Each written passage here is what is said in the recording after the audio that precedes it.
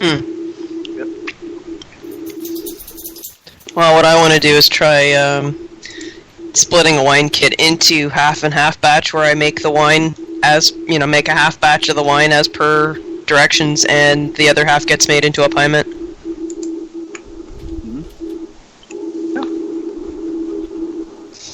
It sounds like a good way of comparing and contrasting. Yeah, it does. I know a lot of people that blend them post fermentation too. Don't ferment it all together. Yeah. Well, I mean, they do that with I'm not quite reds. sure where I stand on that fence, but I was at Windy Hills Winery last week, and there's a meadery that's operating out of there as well, and they had a red they called Trinity, and it was 3 different grapes. Mm-hmm. So it was a blended red, so I'm pretty sure they fermented them separately and then blended them after fermentation, and it was just stunning. I mean, so rich, so complex. I was so impressed. I bought 3 bottles of it, one for my daughter and I each to lay down, and then one for she and I to drink at her place that same week. That's the thing, though. If you don't think you've got a sophisticated palate, it's kind of an imposing task to try to figure out how to blend something to make it taste best if you don't know what tastes best. Yeah. And yeah, I know you can try it, but after a while, it all starts tasting the same.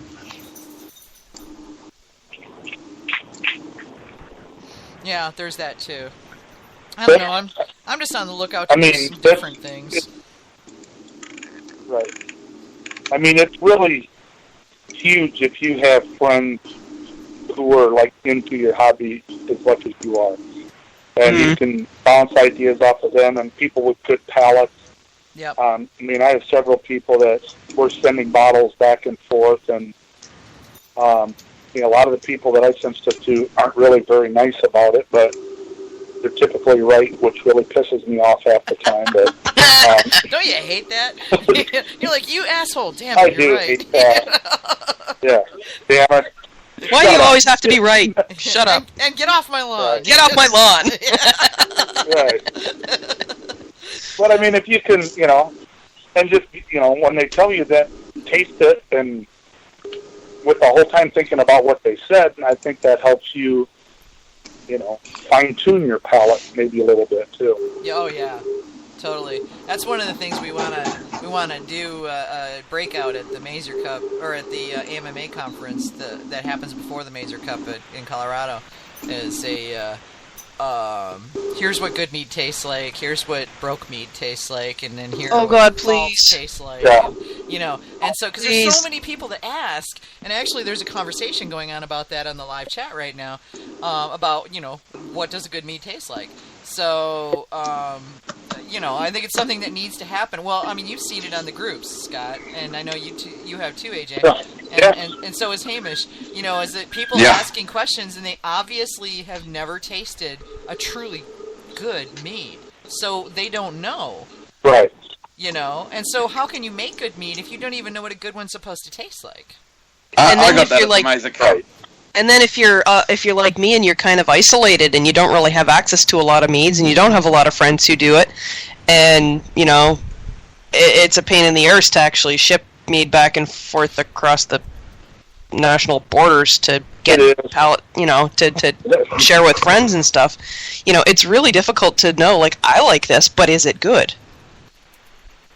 And, you've got all these people who don't make mead, but are willing to drink pretty much anything you put in front of them. And they all say it's wonderful, but, like, can you trust the alcoholics, or do you trust your own palate? You see these people on all the forums of that. Well, my neighbors and friends love it. Well, it's free and it's alcohol and it's sweet. Yeah. Of course they love it. Pretty much whatever you put in their glass, they're going to love. I mean, that's, fortunately, I'm right in the middle of everything, but I'm like 3 hours from, Chicago, 3 hours from Milwaukee, so there's a lot of good competitions around me. And, I mean, to me, I learned a lot, send the same mead to like 3 or 4 different competitions and compare their feedbacks. Because there's some judges that they're just flat wrong. Yeah, They just don't know what they're talking You know, about, or they're judging from a beer perspective. I'm the first to admit that. Right. But if you see a common theme in what you're hearing from everyone, then you have something to work on. Yeah. I mean, last year I entered, and it was one of the all-mead competitions. Every score sheet I got back said my mead tasted like number 2 pencil shade. What? Every mead. Yeah, every single mead. Number 2, not number 3. Everyone, number 2, and I entered 4 mead. One of them scored 26, and the rest were all in the teens. You're kidding me. Obviously, this wasn't the Mazer, because they don't even let you go below 25 unless you get special permission. No. Let's say you get 20 just for getting not. to the table in a glass. You get 20 points just for that. Yeah. Unless you made someone spit, in which case maybe lower. Yeah. Well, you know, and I'm not saying everything comes out of my fermenter is gold, but I don't make 18-point meats. Well, and I'm like, yeah. Okay.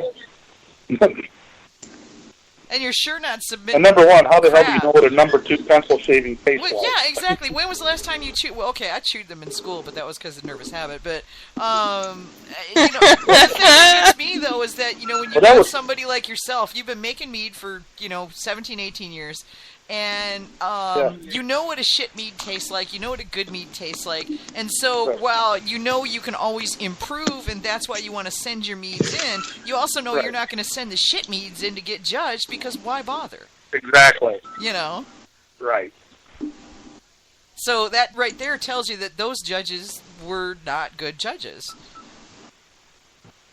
Or they were... Or they were beer judges, which is who think they get to keep the points that they don't award when they die. But those are the rarity. I think most judges give a good effort, and now with the BJCP having the Mead program, I think things are getting a lot better than what they were even 5 years ago. But I said enter them in more than one competition. Look for common threads, and like I always tell people, you can't get your feelings hurt by it. They didn't insult your mother, they didn't kick your dog, they gave you their impression of your meat. And if you want to get mad and quit, okay, that's your choice. But learn from what they tell you. That pineapple chipotle, the first time I took it up to St. Paul, every single person who drank it shredded it. Every one of them had like 5 things wrong with it, and it was basically the same 5 things that every one of them told me. I remade it and ended up with 2 meaderies, ramping up the recipe. Learn from it. And that's the thing, is you just got to be willing to admit the fact that every once in a while one goes sideways, and even the best mead makers have meads go tits up. Ken Schramm in the keynote at the AMMA conference last year, Ken was talking about how many hundreds of gallons he's dumped down the drain. Ken Schramm. Yeah. And everybody thinks Ken Schramm never dumps anything down the drain, because Ken Schramm does not make those kind of mistakes, and Ken Schramm's like, I'm human just like you. We have temperature swings just like you. We have, not Ken. No, never Ken. Ken. Don't put the man on a pedestal. Ken Schramm is God. He'll roll his eyes We're not worthy. You. He will roll his eyes at you. Yeah, I love doing that to him. Totally not worthy. Yeah, you've never been to the Mazer Cup, so you haven't seen me do this, Scott. But I'll run up to Ken and roll my eyes and gush at him, like a little sycophant. And he rolls his eyes and gets disgusted at me. And I do it just because he rolls his eyes so loud you can hear it. You can hear it. Yeah, you really can. It's so funny. Because Ken's probably the most humble man alive. He's right. But I think I'm also the opinion that if you want to improve at something, I don't care what it is. You have to surround yourself with people that are better than you. Oh, yeah, yeah. If you're the top dog and yours is the best, well, everyone should, there's always somebody try better to be like than you, me though. instead there's, of, There's always somebody better. There is, and that's a good thing, though. Yeah, that's a good thing. It makes you want to get better. Puts a fire under your butt, makes you want to, I can do that. Yeah.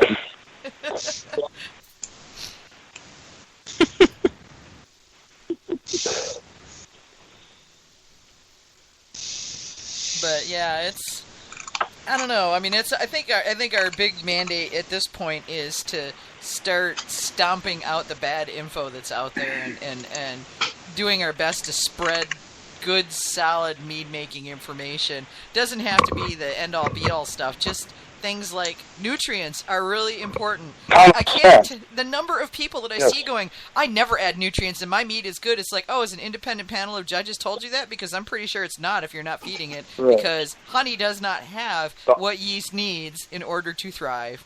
You know, period. End of story. Them's the chemistries. Okay, you can't argue with chemistry.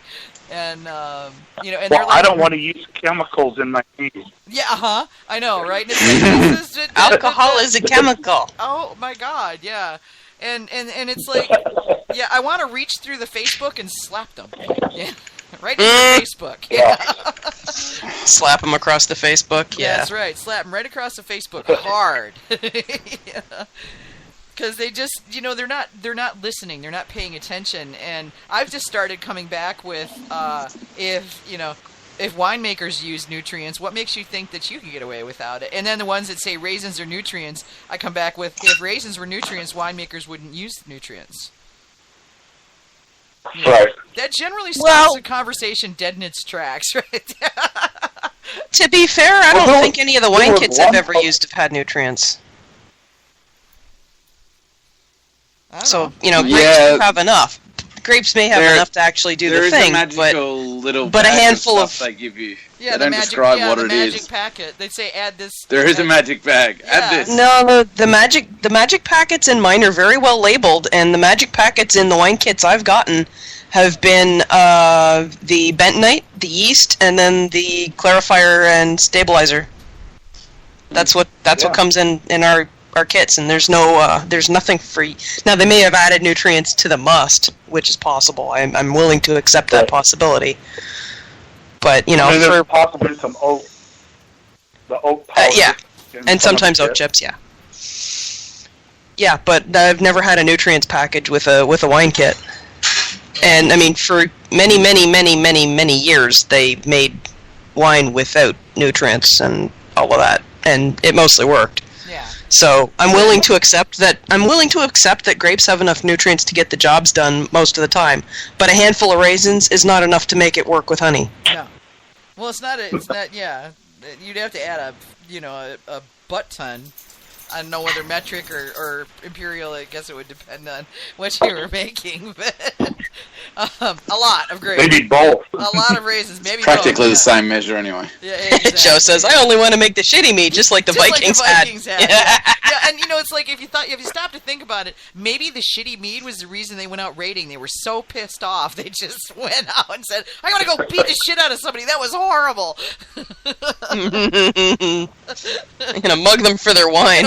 We can't grow grapes here. We've heard the French have stuff we can drink. Let's go raid them. Let's go pillage there. Yeah. Oh, God. Yeah. Pretty sure that's not how it happened. Yeah, well, yeah, it could happen, you know. But yeah, I mean, go ahead. There was a young kid in our homebrew club a while back that used to always ask me, "Why are you putting yeast in your meads? Why aren't you letting them ferment naturally?" And I'm like, "Because I want to know what they taste like." And he was a microbiology major at college then. And he goes, "Well, the best mead I ever had was in a mud hut in Africa." I go, "Yeah, if I gave you that same mead here, you'd spit it out. That was all about that experience. I get it, that was cool." And he is now like one of the heads of experimental brewing at Goose Island. With that, and I talked to him, "Hey, do you remember what?" He goes, "Yeah, I remember. Can we forget that?" I go, "No, I am never going to let you forget that." I go, "Yeah, you were a young hippie college kid. I'm not going to let you forget it." Yeah, your idealism wears off after you've got a few come years around. on you. Yeah. You get a few years on you and the cynicism starts to rise up, you know. Yep. That whole idealistic thing. I used to pitch and wait. You know, it was like fling everything in the bucket, shake the crap out of it, throw the top on, and then wait until it stopped bubbling. Yeah. You know? Yeah, so did I, and it mostly worked. And it mostly but not worked, always. Yeah, but not always. And there was really no way to know, is it going to be drinkable when you